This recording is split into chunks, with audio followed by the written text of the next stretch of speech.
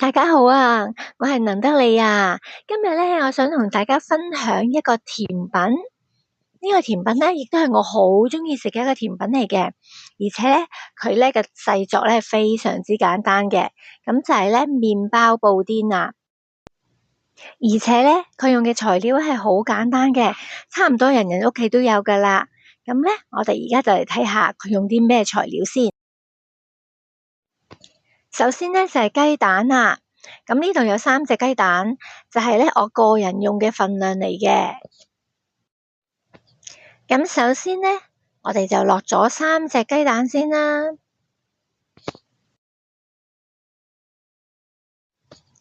落好咗蛋之後咧，我哋就要發勻佢啦。咁咧就要打勻少少喎，因為一陣咧雞蛋咧同牛奶同糖咧，盡量要融合少少嘅。因為佢哋越融合得好咧，咁一陣個麵包吸收嘅蛋漿咧就會更加細緻啦。好啦，個蛋打好之後咧，咁我哋就落砂糖啦。我大致咧就會落4至5根啦。呢個咧又好隨個人嘅口味嘅，你想食甜啲嘅咪落多少少咯。咁你唔想食得太甜嘅就唔使落咁多。落完之後咧，我哋咧就繼續撈勻佢啦。將個糖同個蛋咧就融合埋一齊啦。嗱，呢個位咧真係要再撈勻少少啦。之後咧就加入370毫升嘅奶啦。當然啦，呢個奶咧都係可以調節嘅。如果你第一次做完咧，你發覺啲麵包咧係唔夠吸收嘅，咁你下次咪落多少少奶咯。如果你又覺得今次個奶漿多咗喎，咁你下次就可以減翻少少啦。好啦，蛋漿差唔多啦喎，咁我哋就預備啲麵包啦。呢度咧有8塊麵包，即係1磅左右啦。我哋大約就要1磅麵包嘅。之後咧，我哋就要去邊，將每塊包咧都去咗4條邊佢。因為一陣咧，我哋會將包肉同埋包邊咧分開嘅，包肉咧就放下邊，包邊咧就放喺面咁樣啦。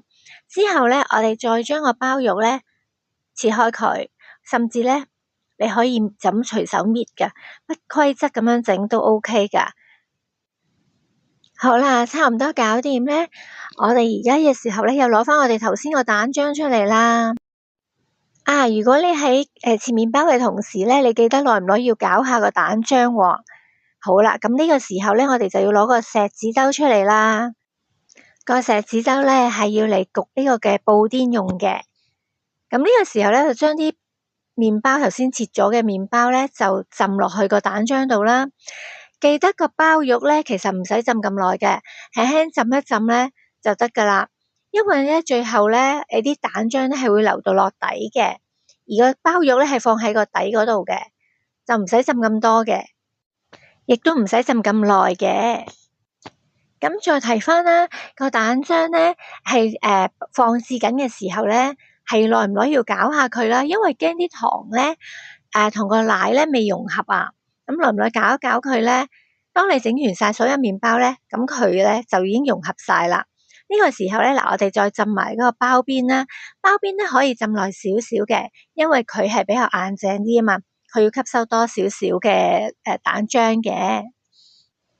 咁記得啦，鋪落錫紙盤嘅時候咧，係包肉鋪喺底，包邊咧就鋪面。咁一陣鋪出嚟嗰個麵包布甸咧就會好靚噶啦。好啦，呢個時候差唔多啦，要去焗啦。咁你可以選擇用焗爐或者用氣炸鍋嘅，我自己就會用氣炸鍋啦，因為比較快。嗱，咁鋪好咗之後咧，我就放入去個氣炸鍋裏邊啦。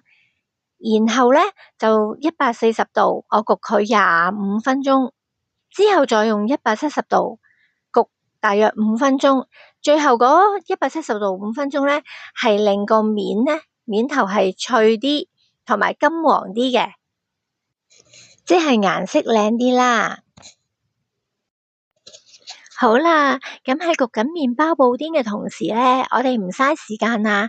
我哋呢個時候咧打埋個 cream 先。呢個 cream 咧係一陣要嚟拌住個麵包布甸嚟食嘅。咁大約咧，我即係落250毫升嘅 cream 啦，呢個就係好隨意嘅，你想食多啲咪打多啲咯，唔想食咁多咪唔好落咁多 cream 咯。咁份量咧，大約係250毫升嘅 cream咧，我就落4湯羹左右嘅糖啦。之後係大約1/3茶匙嘅鹽，